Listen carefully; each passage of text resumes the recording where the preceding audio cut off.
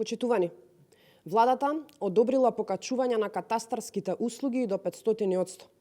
Лажни се тврдењата на директорот на Агенција за катастар Тунџев дека покачувањето е само 30%.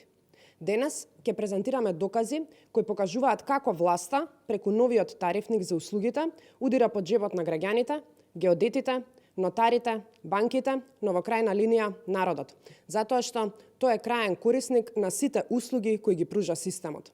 Да почнеме со ред.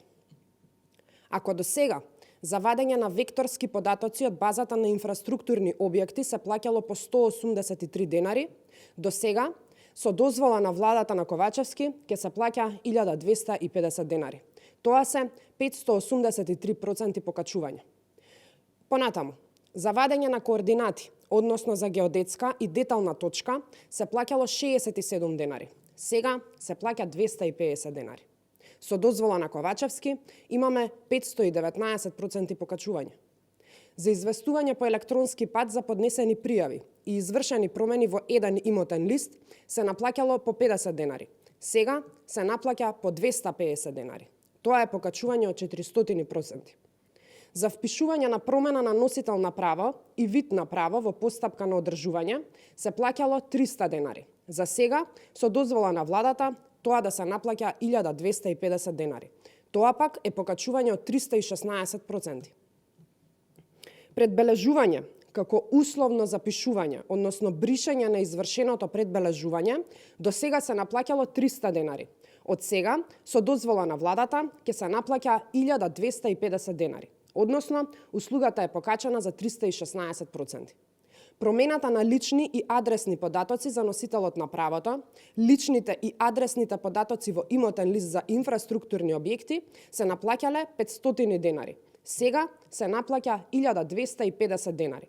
Тоа е покачување за 150%. Понатаму, запишување, односно бришање на податоците од интабулационите книги, преземени од судовите, се наплаќало 500 денари. Од сега ќе се наплаќа 1000 денари. Односно 100% покачување.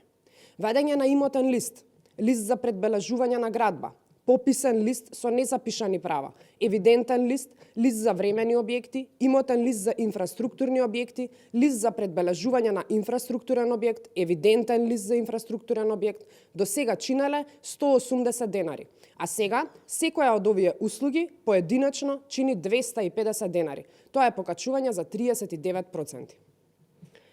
Сега, каде имаме намалување со кое се фали директорот? Впрочем, ако може да се каже намалување, или попрецизно мизерно намалување, кое се мери во 0, неколку проценти, се гледа во некои периферни услуги, кои граѓаните практично многу ретко ги користат.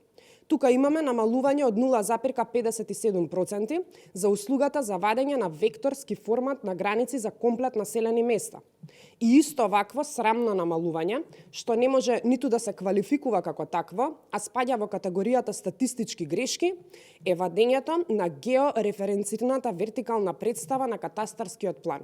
Услуга која до сега се наплаќала 756 денари, а од сега ќе се наплаќа 750 денари. Замислете 6 денари намалување или тоа е 0,79%. Почитувани, владата и Агенцијата за катастар се погрижиле да ја имаат и најскапата државна услуга, не само во Македонија, туку можеби и во регионот.